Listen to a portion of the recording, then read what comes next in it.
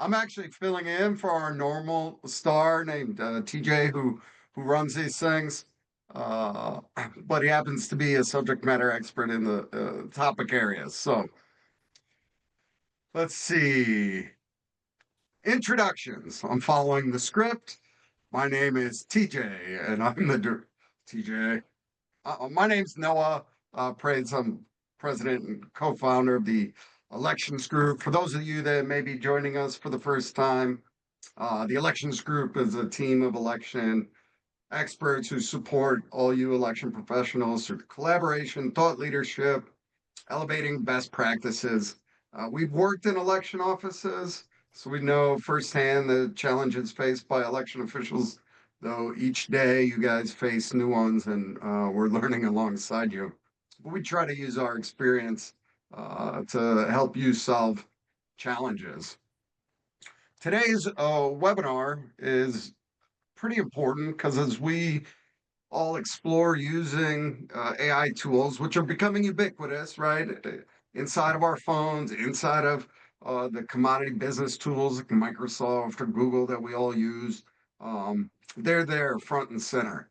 And as we explore the use cases to make our lives easier, to get more done with less time, to put a professional polish on so much of the stuff we do, we can run into legal, technical, and policy questions about under what circumstances it's appropriate to be used, what our IT partners think about it. So we're going to dive into um, some of the considerations that you all should be taking as you like jump into this pond. So we've got three great panelists with us.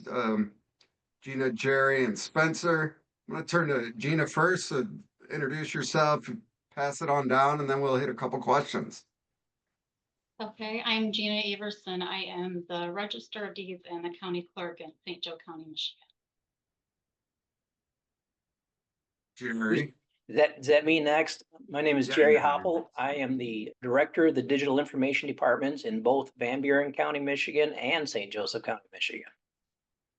Let's get collaboration.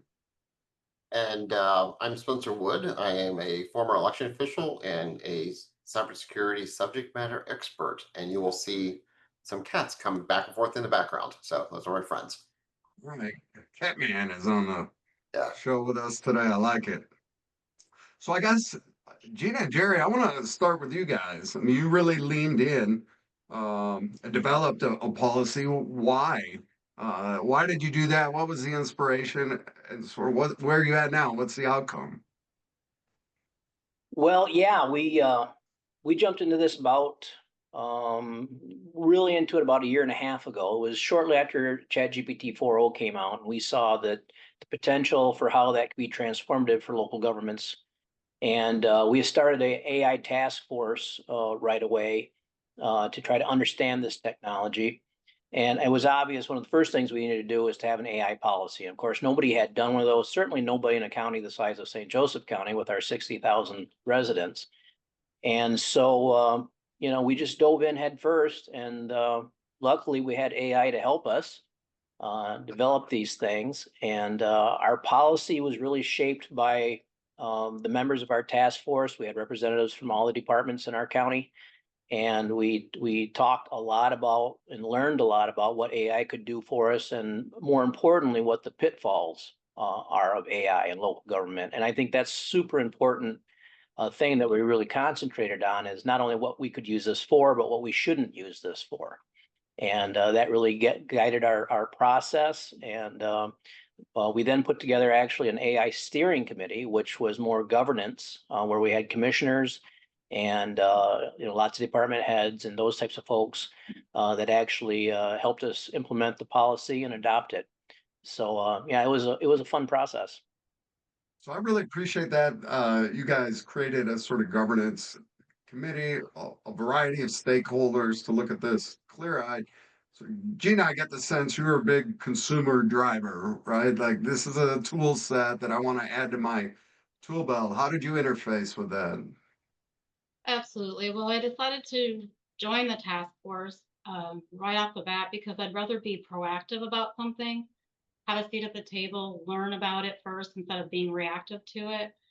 So, and trust is everything. So for me, thinking about a policy we can put in place because you know that your staff is going to be using it, whether you have a policy or not. So really getting into what does that look like? What are they going to use that could actually maybe help for time management things? Or, when you think about elections, what do we use that for? Just, the way we work together and how can we use AI in a responsible way. So, how do we make the customer experience better? Are there things we can do? And this is, something that Jerry, I think, is big on is how can we save money, by using AI to streamline some of those services to the public. So if there's a lot going on there. I remember, was a couple of years ago now, running exercises in Michigan where we were elevating like how these tools could be used to, further confuse the electorate or, you know, raising all the risk or the red flags, particularly on generative AI and, the information environment. I think Spencer, you helped with those, but I appreciate you guys leaned into the risks. Spencer, can you sort of detail some of the risks of using AI even without a policy? Well, and I think, I heard earlier this week someone said, think of AI as basically this big vacuum cleaner that, if you're not going to send an email to someone with a lot of PII, that it would be something that you probably shouldn't put into a AI model. Because and then also making sure that you have humans in the loop. I mean, how many court cases have we seen where legal pleadings were created? AI has sometimes the tendency to hallucinate because it wants to make you happy. So it'll almost tell you what you want to hear sometimes. So having the human in the loop. So if you don't have a policy that says, hey, everyone needs to review the outputs from AI before you actually put it into practice. I mean, there have been a couple of attorneys that are, facing disbarment because they literally filed pleadings using the help of AI and they didn't check their sources because AI started making up stuff. I mean, so two things there. One, we talk about AI and some of these tools as a sort of intern. We go Yeah. across the country, and how many of you have an assistant or an intern? Nobody does. Everyone wants them. Somebody that you could turn a little project to build a draft that you guys then put the following touches on, add in hallucinations, and you've got a drunken intern. So I very much appreciate thinking about it that way. Have you guys, I guess Gina and Jerry, have you in your policy created sort of different risk tranches, a traffic light protocol of some sort to help guide your use? Yes and no. What we quickly found out that we didn't need to reinvent the wheel with our policy. All of the data security issues, the PII things, the CGIS data, that's all those policies are already in place in local government. And what we need to do is lean on those. And so our AI policy, the way we wrote it in both counties was to try to build on our already existing policies. So already we can't put PII data out there in the real world. Already we can't put criminal justice information out there in an insecure environment. So why would we do that with AI? And so all we did with our AI policy is say, look, everything that applies to everything else we do in the county applies to AI as well. And so that's how we handled a lot of those types of things. Gina, in practice, do you find it the policy sort of helpful in guiding you and your team's use of it? Yeah, I do. And I also think though, it's the job of the manager that oversees the office to make sure you're telling your staff you are responsible for any information that comes out of here. So when you're using AI, whatever platform you're using, double check the information, ask it for its sources. The better you are with your platform that you use, the better answers you get, but you still better be fact checking them and making sure that the information is correct because you are responsible for it. I think underlining that is so important, right? Like you are ultimately accountable. Your name is on the door. Whatever you put out comes back to you. Who cares who made it? Um, well, as we think about risks, Spencer, I want to turn to you a little bit as a cybersecurity subject matter expert. So, what is new or different about AI tools from a cybersecurity risk standpoint? Yeah, so probably the biggest thing is when people are using free tools specifically. So you can go out to ChatGPT and you can get a free account. Whenever you use something for free, for the lack of a better phrase, you are the product. So AI models are using the data that you provide it to help further train the model. So that's why, everyone encourages, people to use one of the paid plans. A lot of times, if you're using Google or Microsoft or one of those email providers, chances are you already have access to one of the paid plans, which is not using that data. So I think going back also to the compliance point of view, when you sign a contract with an AI company, understand how they're going to use the data. Some providers are very upfront. Then they say, "Oh, we will use the data to train our models." I mean, that's also how it knows that you ask a question about something 6 weeks ago, and it can kind of use that information because it's literally using sometimes your data to train the models. And while that sounds really scary, with the appropriate guardrails, by having the right policies in place, by having the right tool in place, then it helps reduce that risk for you. So it isn't such a big concern. TJ, I did not pass you to introduce yourself, but you are the like thought leader in the elections group, the organization that I work for, and sort of driving these things. You also are leading an effort with Arizona State University on AI. Would you uh, dig into that and some of the things you're doing and have learned?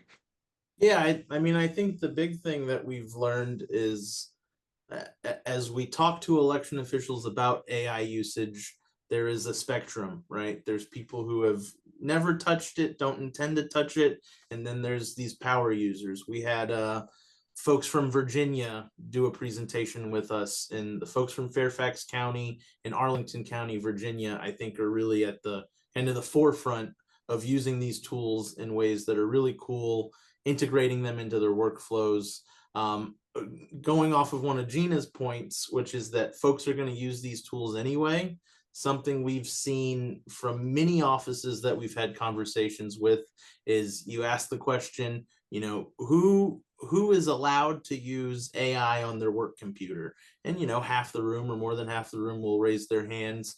You ask those same people, who's using a personal device to access AI tools in some way, and a not insignificant number of people keep their hands up. So to Gina's point about kind of putting guardrails on use, understanding that use is going to happen anyway with these really powerful AI tools, how do you do that in a thoughtful way? And I'm really excited that we've got Gina and Jerry on, just because I think the way that you all have approached this is excellent in the sense that you have approached it at all. I think there's some offices across the country that, or counties, jurisdictions that are putting their head in the sand. And I don't think that that's something that really serves your office or serves the folks that you work with or who work under you well.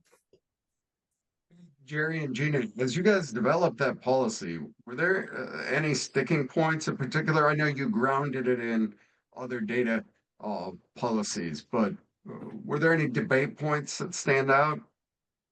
I don't think think. Go ahead, Go Gina. You ahead, go Jerry. for it. All right, I think early on we talked about, do we say you can use these platforms, or do we say you're not allowed to use these platforms? And really we thought if we do that, we're going to constantly be changing it because new Mhm. platforms are going to become available, new versions become available. So really, how do we do this in a simpler way thinking about the future, not having to change the policy all the time. I think that was a big part of it. One of the other big parts of our policy as well is that we will provide training to our staff so that our staff can understand AI a little better as a technology and hopefully understand how to use it a little better. And like I mentioned earlier, when not to use it. I mean, there are certainly times when we do not want our staff using AI, and there are certainly some platforms we do not want our staff using. So we've actually created a white list and a black list of, just as kind of a general guidance for our staff, don't go on. DeepSeek was one of them when it first came out, the Chinese. We said, hey, guys, don't go out on the DeepSeek platform. They're certainly going to harvest everything you have. And we try to guide our staff a little bit like that, as well as providing training. So in Van Buren County, one of the things we did is as soon as we implemented our policy, we also tied that to training. So we created a little online training like we're all taking in local government now, annoyingly every week or two, it seems like. But we pushed out an online training module where the staff had to take the training, and the training was basically read the policy, listen to a video or watch a video about our policy, listen to a podcast about our policy. All those were created with AI, by the way, and then answer some pretty low bar questions about the policy. And once you're approved, or once you pass the test, then we're giving them pretty much open access to AI across the board. But if you don't take the test and you don't read the policy, then our IT team is actually stopping or trying to limit the AI that you can get onto here at the county. So the people we do have using AI in the county are those that have taken the test and have read the policy. The ones that are being restricted, now realistically, they're still getting into AI one way or another. But we're trying to take some efforts to limit the people using AI to just those that agree with the policy and have taken the training. Are you guys a Microsoft shop already in one or more of those counties, or like what's your infrastructure backbone? Like, are you writing? Did you have to dial up your subscription to get Copilot and all the advanced features, or are you just letting people use free versions of whatever? Yeah, we weren't overly excited about Copilot. It took so long for Copilot to come out, and we were way ahead of the game before Copilot for local government was even released. And we were way into ChatGPT and Claude and all the other ones. And so we actually have a Teams account of the ChatGPT that we provide to our task force members and some of the people who are heavy users in the county. And the rest of them, a lot of people are still using some of their own personal accounts, whether that's a good thing or bad thing. It's hard to, like Gina said, and everybody else, it's hard to navigate that world. I mean, people are using this stuff. I mean, it came out in Gemini a couple of days ago that they had AI mode in Google now. I mean, how do you stop people from using Google because it's got AI in it? So you can't stop people, but we're just trying to guide them and train them in the best ways to use it. Gina, how did you obviously were trained in that. Are you pushing that down to your team? Yeah, and really I want to go back to your comment about sticking your head in the sand, because if you don't meet this head on, your staff are already going to be doing it, and the potential for the risk there is pretty substantial. So I really, want to encourage those people who maybe aren't working towards an AI policy to really think about what that means, on the opposite end of that, if you don't do something. So, and I think for us, for my staff, just, even if you start off with something simple, like we've done here, time management things, helping you, maybe do an email or with reviews, those simpler things that you can start training them in, on the simpler side of things, instead of getting so complicated or letting them have sensitive information, just teaching them how to use it, right off the bat is probably the best way to go. What are your colleagues in California likened it to the early days of using sort of GUIs, and we would all play solitaire on the computer, and that's how we learned to use the mouse. Was really basic, and then we could navigate all the fancy iterations of Linux and Microsoft systems. So Spencer, we did a lot of training together over the years on complex topics and tried to get adoption on cybersecurity practices around the country. How would you approach um, sort of ramping up and making more ubiquitous the practices that Jerry and Gina developed here? Well, I mean, I think Gina actually said it best. Start out with some simple tasks. I mean, using it to help create some emails, kind of start slowly start building upon that. Um, obviously don't be feeding it stuff like voter information, from the get-go. But things like how many times are your poll worker training manuals? Have you taken a look at those? Because as election officials, a lot of times, if you actually ask it at what grade level the poll worker training manuals are at, it'll tell you it's at the 16th grade level, which is like you have an MBA. So, hey, can you rewrite this training manual at a 10th grade level or at a 12th grade level? And it does some amazing work with that. But like Gina mentioned and Jerry mentioned, make sure you have a policy, even if it's something simple and basic to start out with. And there are some amazing use cases to get used to it. And if your people in your office isn't comfortable with using it for your own office, just even exploring it for things like creating a social media plan. Hey, I'm going to be going up to the UP and I want to go on a vacation and I like going camping. Tell me the 3 places I should visit. Even using it for things like that is a great way to dip your toes back to Noah's, playing solitaire comment. That's a great way to start dipping the toes in AI. No, if I can jump in and I'm gonna kind of turn to you. God, you make me like it was to you next, TJ. I'm sorry. whatever. Nobody puts baby in the corner. Uh, to build on a point that Spencer made and build on one of Jerry's earlier points, I think not overcomplicating things in terms of the policies is a huge thing. To Jerry's earlier point about not having, PII kind of aligning with already existing data use or computer use policies, like that's excellent, right? If you want to put this in a public facing email, because it has, personally identifiable information, don't put it into an AI, into an LLM, right? Like just keeping it simple so that as you look across any computer usage, folks can kind of be consistent in what's allowed and what's not allowed. I think that that's a really effective way of not setting folks up for failure. I think one of the critical things, and I briefly mentioned, was actually using AI to generate your AI policy. We found that to be super effective. So here's what I did. We took all the county policies. We have lots of policies here at the county, and I've never read them all, and neither has anybody else in the county, to be honest, except the day they were adopted. Somebody read it, and nobody's read it since. So we took all the policies from the county, we put them all into AI. We put it as ChatGPT or Gemini or Claude or something, I don't recall.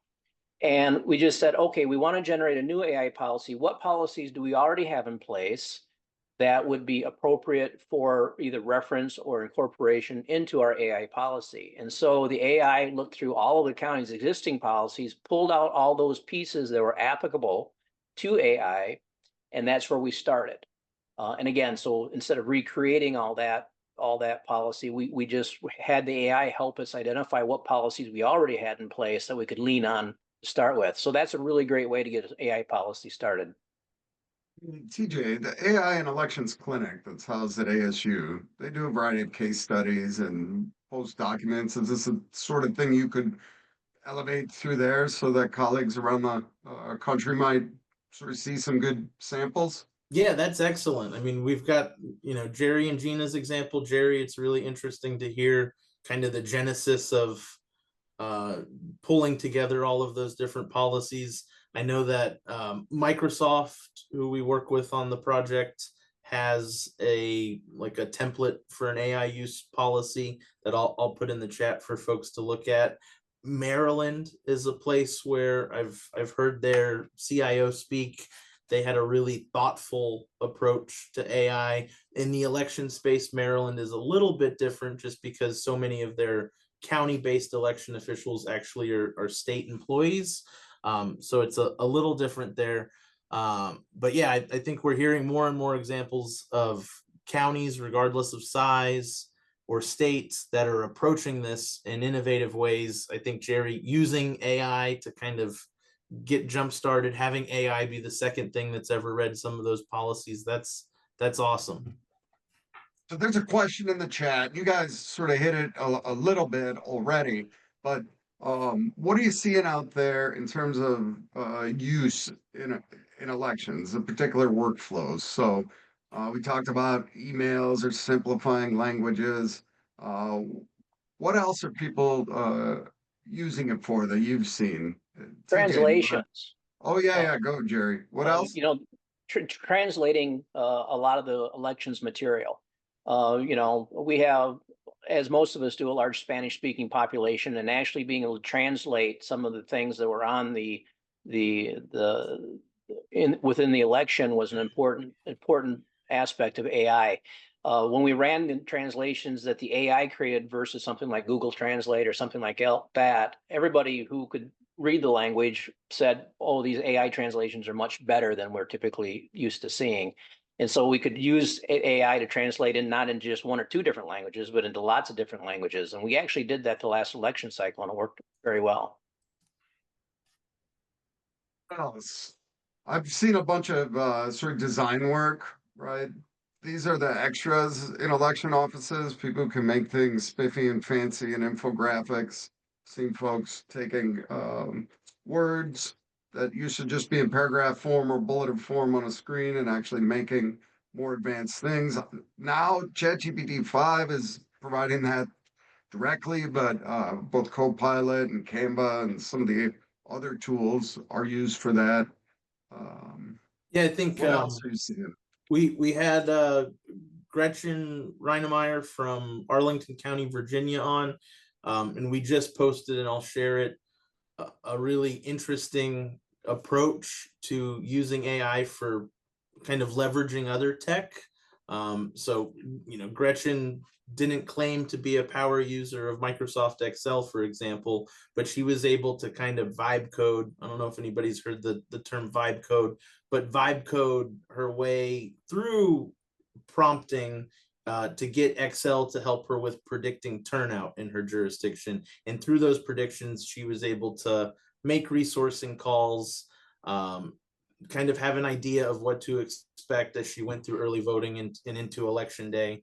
So that's been a really interesting kind of really in-depth example of recognizing that AI tools like ChatGPT, Claude, Gemini, Copilot, whatever it might be, are not only super powerful at helping us with our own language, right, in generating things that are helpful in communications or other realms, but they can also serve as kind of junior software engineers in helping you leverage other tech, other existing tech that's been around forever, that's had these capabilities, but you haven't been able to really take advantage of them in the same way because you didn't have the expertise. Well, and I think Noah and TJ, just to kind of jump in there, I mean, even earlier this week, I was talking to a local election official who was using AI to create a social media campaign around early voting. Like, hey, here's the laws for the state. Here's the information about our jurisdiction. Build me a social media calendar for early voting. And then even asked us to create some graphics. And it was said then create some graphics. And that's what they're using for their online social media presence. Now, again, they're always going back and checking it to make sure it didn't get something wrong. But even something like that is something that is really saving them a lot of time because they basically have a intern and an AI that's developing this entire strategy for them. So far, it seems like a lot of the use cases are relatively low risk, meaning we're advancing things that we would traditionally do by ourselves or hire somebody to. A lot of it's in communications and documentation. We recognize like there's some skepticism around elections, if y'all didn't know that. Generally, But then also some heartburn and skepticism around AI. I'm interested in how you all either formally approach or just as a sort of matter of course, um, transparency or disclosure in the use of AI tools in the normal course of business. Jerry and Gina, did you guys hit that head on in your terms, in your policy? Yeah, we had an interesting conversation about that with decision makers and council members. Well, originally, in fact, I think in the two counties I'm working in, we have one county that says if you do anything with a significant amount of AI contribution, you should note that in whatever you're creating. So if you create a big email or a report using AI, at the bottom of it, you should say, hey, this was created partially with the help of ChatGPT or something like that.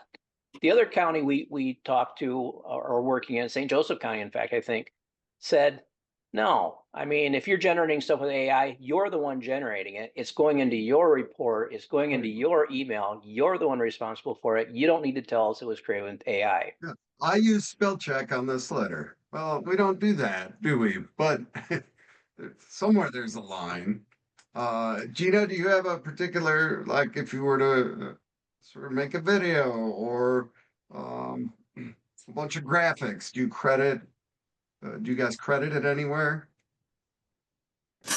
Absolutely not, because I think that that alleviates you as being responsible for your work. You know, you have something to fall back on. Oh, well, I put on there that chat helped me make the, if it's an informational flyer, chat helped me do it. So if it's not correct, well, that's chat's fault. I think that's not a good line to have. I think you are responsible for your work that comes out. So if you're the one putting it out, it's on you. You don't have anything to fall back on. No, 100% I've appreciate the accountability ownership. TJ, I imagine you have a thought on this. I've heard from, so this is going back to the use cases. I've heard from some jurisdictions, and we'd love to test this out with any jurisdiction that wants to test it out. But using AI tools, so whether it be Chat, Claude, Gemini, I mean, again, AI tools kind of as the umbrella term, to help with standard operating procedures. So something that you often see, or I mean, policies, kind of in the same breath. You've got 20 different people writing 20 different styles, working toward compiling this big manual of how to do anything in your office. I can imagine a use case, and we've had folks talk to us wanting to do this, where you don't even necessarily need to write everything down or start by writing everything down. You could have a conversation with the person in your office who is the best at inputting voter registration forms or grabbing the mail from the county administration office, whatever it might be. Just have a recorded conversation with them on how they go about doing that process, kind of everything that goes into it. You can upload that into a tool, and out comes a standard operating procedure. I don't think it gets you to 100%. I think obviously you need to keep the human in the loop, work to edit it as necessary, make sure that is actually what you're doing.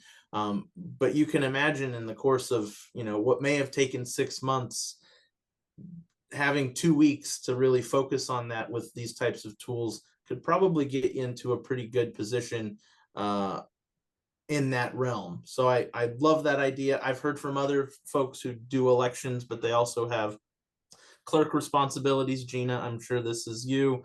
Minutes from meetings. So if you're already going to be recording the meeting, using the tools to help you with transcription, on and on and on and on and on. What I'm sort of interested in We have is, talked about some of that. yeah. Oh, go ahead, Gina. I was just going to say we have talked about using, AI for other clerk duties and how that would free up our time a little bit. And I think I want to just go back just for a second to putting something on your work that says you used whatever platform. There is a lot of people that are scared to death of, AI. And I think that is a mistrust. If you're putting that on your, whatever work that you're doing, that, you used that to help you. I think that They need to trust you. They need to trust that you looked at your work, you know what you're putting out there, you fact checked everything that you did. So I just wanted to add that in there. So, Spencer, when it comes to sort of cybersecurity, TJ talked about the like rapid use of or ability to quickly build code, or to sort of spin up like chatbots, or obviously adversaries are using this massive computing power, the probabilistic algorithms to build really good stuff. Is there anything in particular to watch out for from a cybersecurity risk? And then second, like how is it helping defense? Yeah, absolutely. So we've all taken those phishing training classes probably too many times. We've taken it and taken it and taken it again and again and again. And the typical example is the Nigerian prince with really bad spelling or poor English or missing punctuations or things like that. Now adversaries are literally using AI to generate a custom email for you that, back to Jerry's point when it comes to translations, it's perfect. It's really, really well written, well formed. So making sure that your staff are, just like with AI, triple checking on any links that they click, triple checking on anything email they get. Like, really? Was I supposed to get that email from TJ? That seems odd. So I'm going to reach out to TJ and double check with that. But also on the flip side, use an AI. So if you have, cybersecurity or IT professionals on your team, a fantastic use case is they are literally receiving tens of thousands of alerts every single day. So use an AI to shift through those 10,000 alerts and find the one that's really important and say, oh, well, this is TJ. He clicked on that email. I need to go talk to TJ about that. Versus having to manually review all 10,000 of those lines. So those are where the tools can be used for good. I will also say just using AI in your own office gets you familiar with AI. So when you see something come through, you can kind of start picking out like, wait a minute, that might have been AI generated. So I might want to take a second to kind of think about that, whether it's graphics, images, text. So just the use of AI gets you more familiar and makes you more secure. Yeah, I think TJ, would you give well, just finish up on that, but then tell us a little bit about your traffic light protocol? yeah, Yeah, definitely. So Spencer, to your point, one of my many hypotheses, some of which are right, maybe many of which are wrong, is to your point, the best way to kind of build awareness of AI, what it's good at, what it can be used for, good or bad, 100% actually experiencing its use, or being able to identify, like you said, oh, it's got the M dashes from ChatGPT, right? That's one of the big giveaways. Yes, Noah, we through our work with ASU and the AI and elections clinic, developed a really simple traffic light protocol that offices can adopt or can use as kind of a framing for use cases. So there's the green, which is assisting in productivity, right? Like I'm going to use an AI tool to help me with planning. I want to plan the next 6 months of my communications plan, or I want to write an email that would normally take me 20 minutes. I want to do it in 2 minutes. All of those things, human in the loop, you're interacting, you're going back and forth with the tool. We count those as green, right? Good to go, safe. As you move to yellow, those are the use cases where in some way you were replacing human interaction. Chatbots are a great example of this. Depending on how you've set up your chatbot or how your vendor has set up your chatbot, you are seeding it the ability to interact with your customers. There's inherent risk in that, regardless of how the tool is set up. So that's a great example of the yellow. Spencer mentioned one of the really prime red examples, which is using it for high stakes tasks without keeping the human in the loop, or keeping them sufficiently in the loop. So Spencer's example of pleadings from attorneys who submit those to the court and they've got hallucinated citations, that is obviously a red case, or a red use case, and has great consequences for them both personally, and as an institution when the tool is used in a way that it shouldn't be.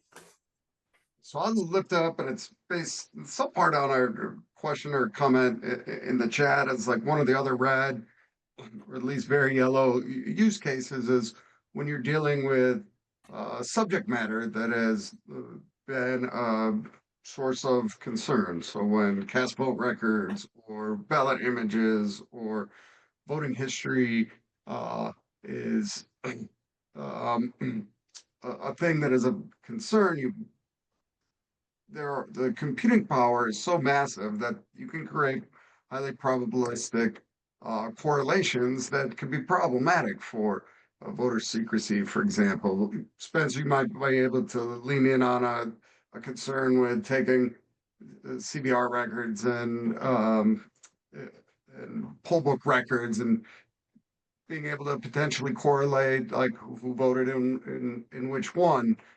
So I just sort of want to raise all of that data that we by itself may not have like specific PII concerns, but in correlation with massive computing power, might be able to make some. Do you have any comments on that? Yeah, and I think taking, for lack of a better phrase, I mean, again, there are some power with using things like CVRs and things like cast vote records, but don't be feeding it in, unredacted CVR records, because a lot of times CVR records, for example, public record in some jurisdictions, but that's where you have, hey, we'll release everything except for the sequence number or except for the date time.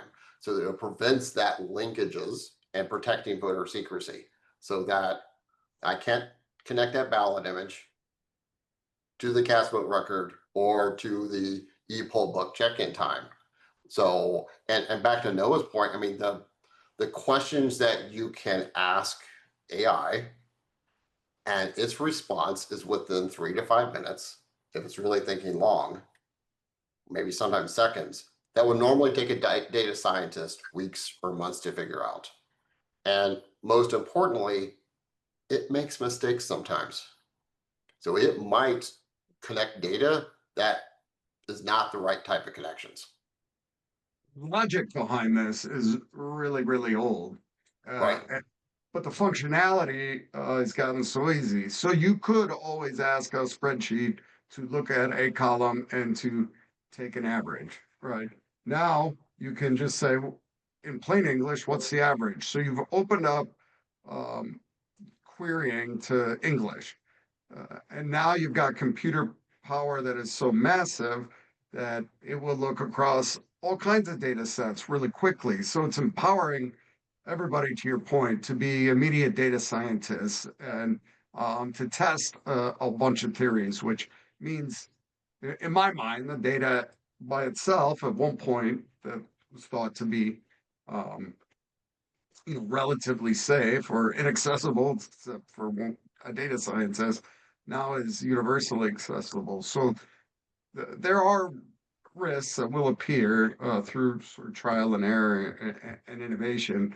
I think that's one of the goals of the clinic at ASU is to be able to elevate these things when it happens. Well, what should we be looking out for? What should we be preparing for looking ahead? TJ, what's that magic ball say? The 8 ball. Oh, I gotta pull my magic 8 ball out. I still think that we risk kind of collectively as a community of thinking that most folks are further along in this topic than they actually are. Still kind of at the very infant stage of AI usage, of AI in elections usage. So I think the thing that I continue to focus on, or that we continue to focus on, is making sure that not that folks aren't left behind in these topics. I think it's very exciting when we see new and innovative AI use cases, and we'll continue to elevate those through our work. But I also think that it continues to be imperative to just hammer home those basic points related to AI use, and get people kind of caught up with what it's capable of, what it's capable of in a good way, what it's capable of in bad ways, and not thinking that collectively we're further along than we are. Gina, what do you see in the future? What are you going to start dabbling in here? Well, I'd like to think we could do something simple to get people comfortable with AI, and something that would serve us on the election side. Maybe a voter, you know, facts with a chat bot. They could ask all things elections, and we would just, put a lot of data in there and a lot of information for them. That would save some phone calls maybe, but just letting them use something that feels safe, that feels okay to use, that has some good information coming back to them. Harry, you obviously have a broader portfolio like than elections. What are you seeing like from sort of business units out there? Like what's the world hold for them? Uh, hold on to your socks, because everything's changing in the world right now. And in the world of local government, we're doing things that are pretty amazing. And we're slowly starting to roll them out. Some of the ways that I think are important in the future that I think all of us need to think about with our staff is training our staff not on just how to use AI, but what the pitfalls are. And to me, that's very important. You're going to be able to do anything you can think of with this technology, but you need to understand how this technology can be used negatively, and how it can use you negatively. For example, the sycophancy issue that raised its ugly head a few months ago, where AI will basically tell you whatever you want to hear. And you have to understand that when you're dealing with it, because not everything you say is a brilliant idea or a brilliant comment, but AI will tell you that.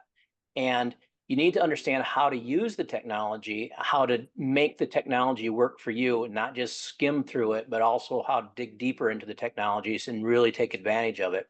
And that's one of the things we're trying to work with our staff is, look, this is how you actually can get really good responses and really good information and really good analysis out of your AI. It takes more than just a simple prompt. It takes somebody who kind of understands what they're doing. Once you've trained your staff on that kind of aspect of it, then I'm not really that concerned with them, because then they're thinking critically about the answers they're getting from the AI and not just taking it as superficial value. And that's where it can really make a difference. I've seen some pretty cool, and this is driven a bit off of a question, but sort of super mature organizations are limiting the use on their devices to particular products that they purchase, and they're actually scanning any data that's input to make sure that there isn't sort of accidental or negligent leakage. Are you guys have you addressed that? I mean, I could imagine, Jeannie, you could print out a report of voters for a precinct and accidentally attach it to a prompt. Instead of grabbing a different document and accidentally leaked information. Have you guys considered any of those sort of more advanced technical infrastructure on the usage? We in our office, we really haven't approached that yet. Not everybody has access to use, Yep. Everything. I use chat probably daily, mostly just for low key things. But we haven't actually applied it to elections yet. I mean, it's interesting to think, like from a cyber perspective, if we could, we would have no attachments, no live links, save almost all of our heartache, but the business impact to be like not insignificant. And certainly early adoption of these tools and ubiquitousness of email, et cetera, would never have caught or would have been dramatically slowed. But I see a future state of a little more rigorous, like security controls, or maybe it's even built into the tools. But Spencer, are you keeping an eye out on what does your 8 ball say? So I think Jerry kind of mentioned, and everyone kind of mentioned this a little bit. If you can go with the professional tools, once you go with the professional tools, you can then say, I want to limit what you have access to. And then only saying, here's the only tools you can access. So you can't tie my chat GPT into my SharePoint or to my Google Drive and doing that. But I will say on the flip side, the biggest risk and the biggest challenge is not having an AI policy. Because if you don't, people are using it anyway. And then ironically, once you get the AI policy, the other big risk is not enabling AI. Because not enabling AI still goes back to people using it in unauthorized manners. Because like, hey, it's great that we have an AI policy, but no one can use AI, doesn't solve the fundamental problem of nature always finds a way, or in this particular case, our employees always find a way to make their jobs easier. What I love about the governance approach, Jerry and Gina, that that you guys took in those counties. Tell me about the sort of task force a little more, and like what you guys are keeping your eyes on. How frequently do you meet? What's your update like practice? Well, I got to tell you, our AI task force, which we now call our Digital Innovation Task Force, because we're talking about more than just AI. We're talking about automation and data analytics and all those types of things that are kind of peripheral to AI. The single most best government task force or group or organization I've ever been involved with. We meet twice a month, basically every 2 weeks. We meet at 8 a.m. in the morning. And it's the most lively, most energetic bunch of people I've ever been around, which is Bring your just coffee. You're all popped up by the time you get it's there. it's like an oxymoron, a government committee that's actually interesting to be in.